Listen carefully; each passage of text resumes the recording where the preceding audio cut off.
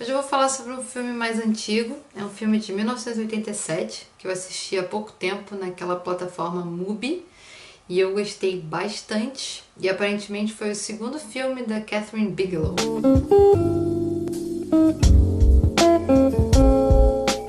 Então, Near Dark no Brasil ficou Quando Chega a Escuridão. É um filme de 1987, que coincidentemente ou não, foi o mesmo ano em que Lost Boys, ou Garotos Perdidos, foi lançado também no Brasil. Lost Boys era um dos meus filmes favoritos que passava na sessão da tarde. Eu adorava esse filme. Com os dois Coreys, Corey Haim e Corey Feldman, e também com o Donald Sutherland. Eu nunca tinha ouvido falar de Near Dark. Então pra mim foi uma grande surpresa. Na verdade, quando apareceu assim, Near Dark no Mubi, Catherine Bigelow, eu assim, vou assistir. Não fazia ideia sobre o que era. Nada. Zero ideia. Aí eu começo a assistir e aí se passa numa cidadezinha pequena nos Estados Unidos, tipo Montana, sei lá. E tem um cara bem cowboy, assim, com um chapéu de cowboy, que é o Caleb, interpretado pelo Adrian Pasdar, que eu não conheço, não sei mais se ele fez alguma coisa. E aí ele tá, assim, à noite com os amigos e ele vê uma menina super fofa, loira, com cabelo curtinho, assim, despojada. E ele fica super afim dela. Essa menina, que logo depois a gente vai descobrir que se chama May, é interpretada pela Jenny Wright, que é outra pessoa que eu praticamente não vi depois disso, assim, não sei quem é.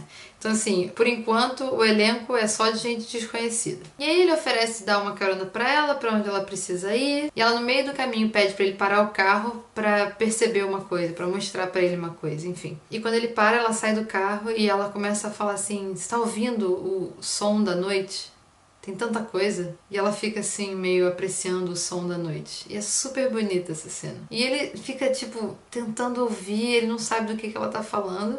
E tudo bem. Eventualmente depois ele leva ela pra conhecer o cavalo dele. Enfim, o cavalo aparentemente não gosta dela, não tá muito assim tranquilo perto dela.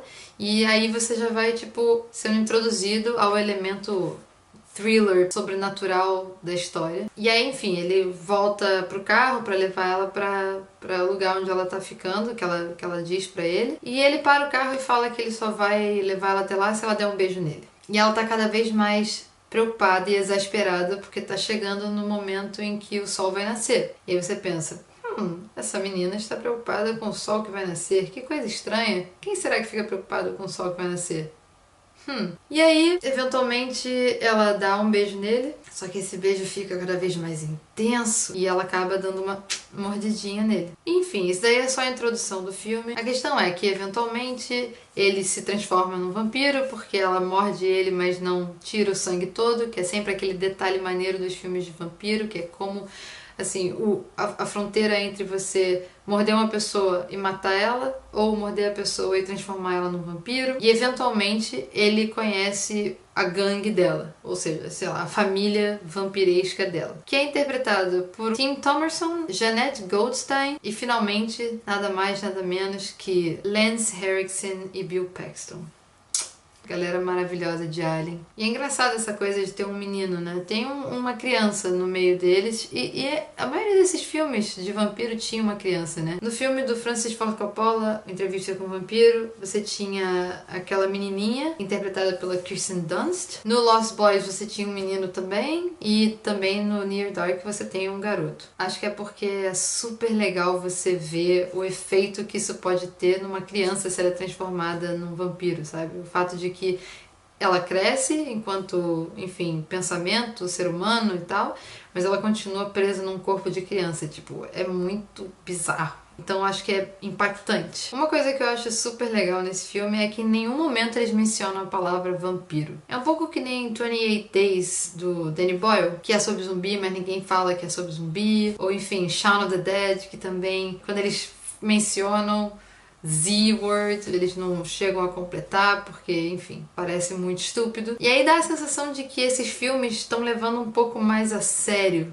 aquilo sobre o que eles estão falando. Então eles escolhem alguns dos elementos que fazem sentido naquele universo, naquele gênero que já existe, e aí eles apropriam pra eles e pra história que eles querem contar. Tem algumas coisas bem típicas do universo do vampiro que você encontra em outros filmes, como medo de cruz, medo de alho, ou se transformar em morcego, esse tipo de coisa, e nada disso está nesse filme. As únicas coisas que estão é que eles podem ser queimados pelo sol e que eles precisam de sangue para sobreviver. Basicamente é isso. Então eu acho que quando você se dispersa desses outros elementos que ficam muito... não é clichê a palavra que eu quero. Enfim, que apresentam uma noção um pouco estereotipada desse grupo, né?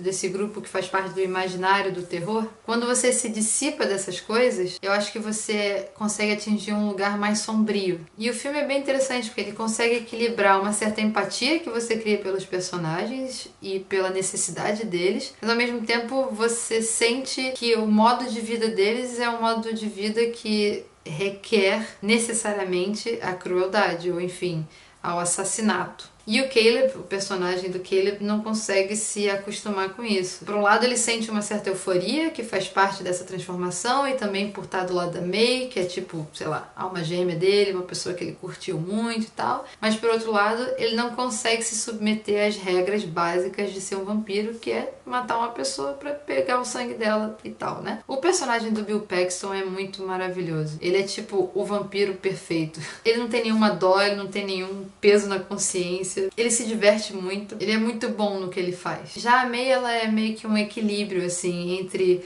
o lado ainda humano, que ainda tem consideração pelas pessoas, mas que consegue entender que existe uma necessidade física, biológica, enfim, e consegue fazer o que ela precisa quando ela precisa. Mas sem o toque de crueldade que o Bill Paxton tem. A trilha sonora do filme é feita pelaquela banda Tangerine Dream e é super legal. É bastante anos 80, mas é muito maneiro. É todo instrumental, assim, com aquele clima meio tenso do que tá acontecendo.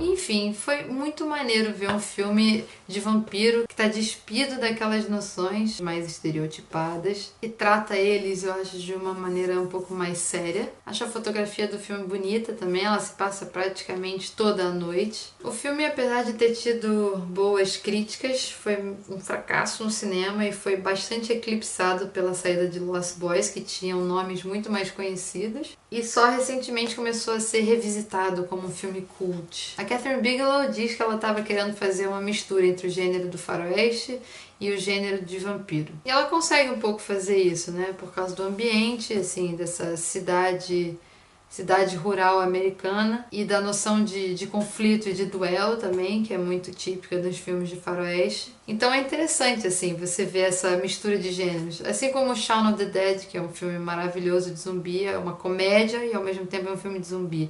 Esses filmes que conseguem mesclar dois gêneros, eu acho que são bastante interessantes. Mas é isso, assim, eu não daria grandes expectativas pra você ver um dos melhores filmes da sua vida, mas é um filme bem feito, sabe? E é um desses filmes que eu acho que acrescenta um pouco ao filme de gênero. Eu acho que ele vai um passo além, sabe? Acho que ele traz elementos interessantes para essa cadeia de filmes aí. Assim como o filme Um Lobisomem Americano em Londres, do John Landis, é um filme maravilhoso, sensacional, que eu acho que todo mundo deveria assistir e que eu acho que também trouxe muitas coisas ótimas para esse gênero de filme sobre lobisomem. É isso. Eu gosto de ver filmes que sabem trazer os elementos do gênero com inteligência e com perspicácia e conseguem acrescentar alguma coisinha, sabe? Ou, enfim, contar uma história bem contada, ou a partir daquilo trazer cenas memoráveis, sabe?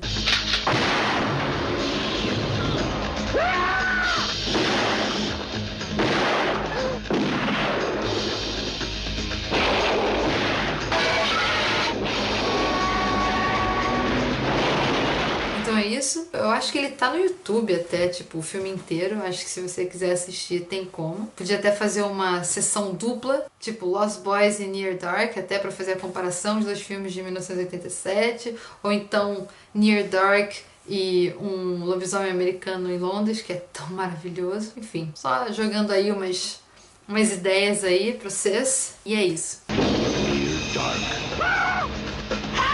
Então é isso, esse vídeo se encaixa mais nos vídeos que eu faço de vez em quando sobre dicas de filmes mais antigos e que eu acho que merecem ser revisitados ou vistos pela primeira vez, como no meu caso. Na semana que vem eu vou trazer uma coisa mais recente. Se você gostou aí dessa minha pseudo-resenha, pseudo-dica de filme pra sexta-feira à noite, ou enfim, domingo à noite com os amigos. Deixa o seu comentário. Se você assistir esse filme, ou se você tem alguma coisa pra dizer sobre filmes de vampiro, ou se você tem alguma sugestão de filmes que você queira que eu, enfim, comente ou pesquise sobre e traga informações, comenta aí embaixo e se inscreve aí nesse canal aí em plena construção, nesse canal que tá ainda se entendendo enquanto canal. Então, até mais. Muito obrigada pela atenção e até a próxima.